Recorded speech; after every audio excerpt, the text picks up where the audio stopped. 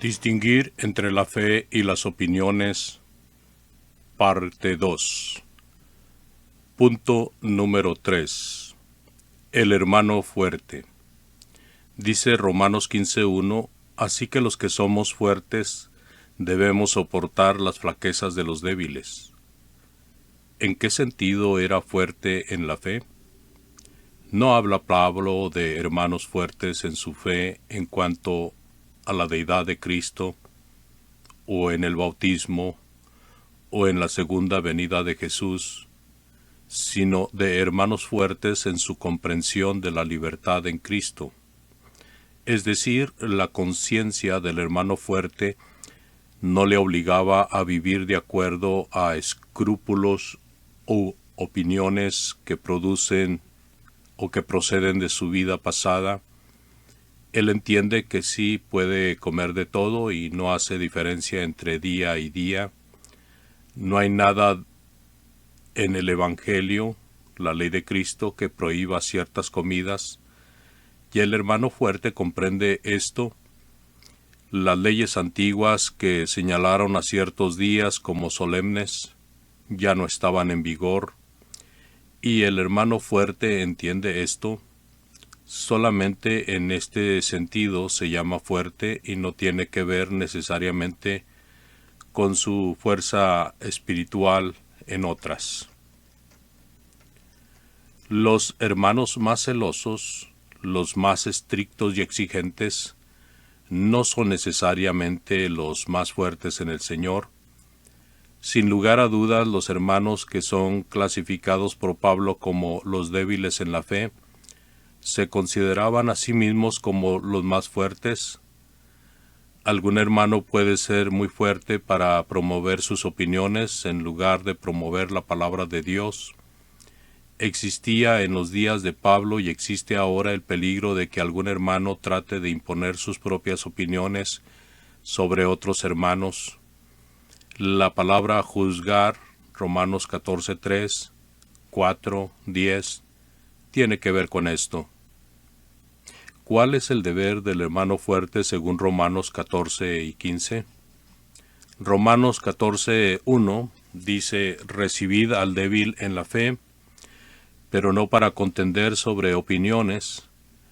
El hermano fuerte debe de recibir al hermano débil en plena comunión, debe aceptarlo en todo sentido, no debe hacer acepción de personas, no debe discriminar al hermano débil en nada, debe recibirlo con propósito sano, no debe recibirlo de labios solamente, no debe recibirlo para despreciarlo, ni para burlarse de sus opiniones.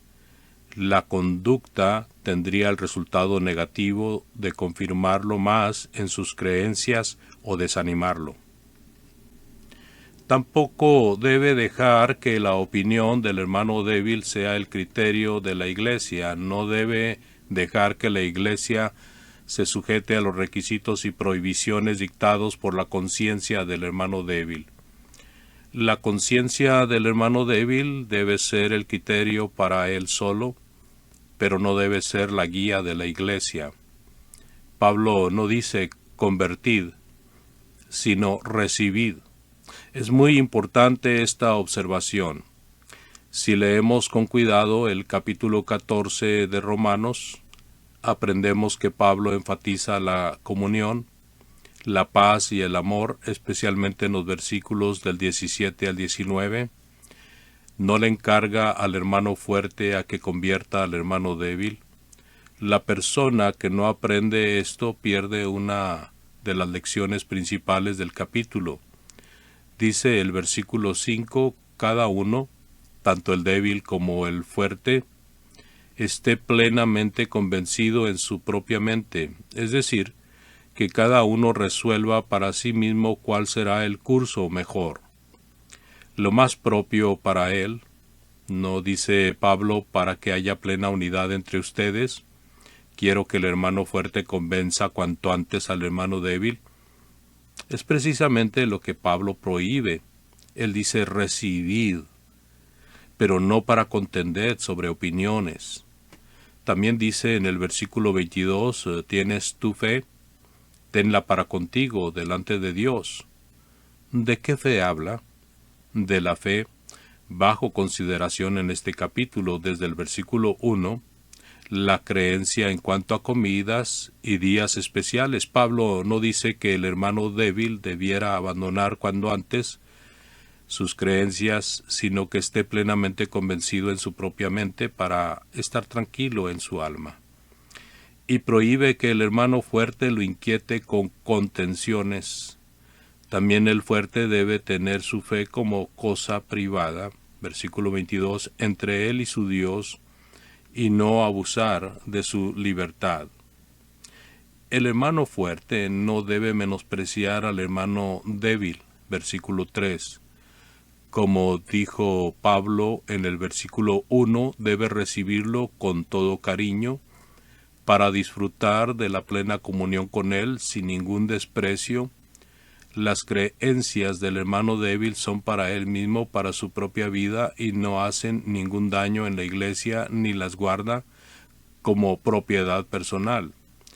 El hermano débil en este texto se considera como hermano sincero, concienzudo y merecedor del respeto de todos. No debe causar que el hermano débil caiga. Dice Pablo en el versículo 14, yo sé y confío en el Señor Jesús, que nada es inmundo en sí mismo, mas para el que piensa que algo es inmundo, para él lo es.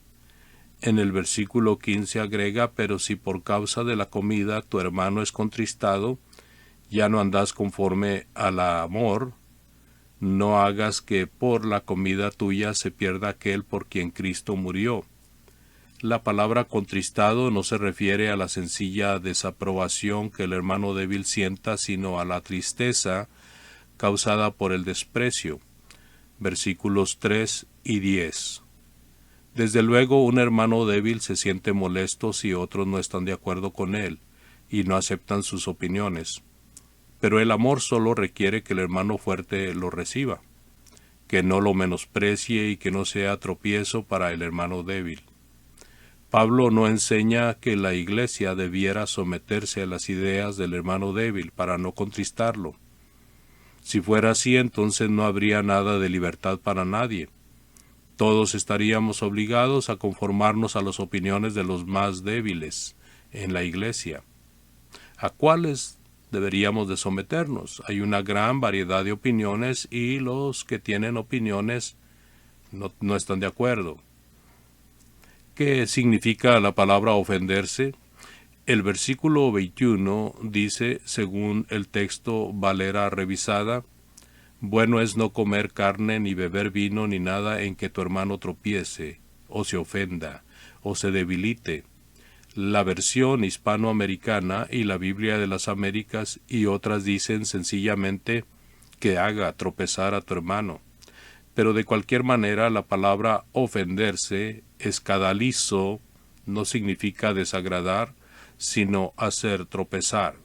Puede ser que la conducta del hermano fuerte desagrade al hermano débil. Este se ofende en el sentido de resentirse y sentir molestias, pero Pablo no emplea ninguna palabra con tal significado. Él habla de poner un tropiezo delante del hermano débil que puede resultar en su perdición. Primero a los Corintios 8, del 10 al 13. Explica bien esta enseñanza y se pone una ilustración. ¿Cómo podemos nosotros hacer aplicación de esta enseñanza de Pablo si algún hermano o hermana tiene alguna convicción semejantes a estas cosas mencionadas en Romanos 14 y primera a los Corintios 8? Debe vivir de acuerdo con su convicción. Si alguien en la iglesia le critica o le induce a hacer la cosa condenada por su conciencia, hace que él o ella peque. Si en cualquier forma causamos que un hermano actúe en contra de su conciencia, somos responsables delante de Dios de su caída.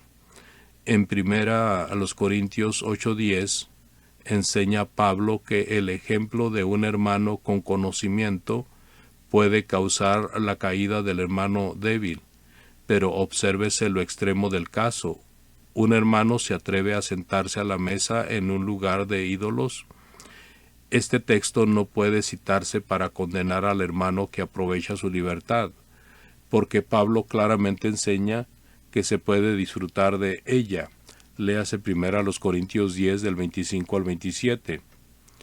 Y aquí hacemos un alto, continuaremos con la parte número 3.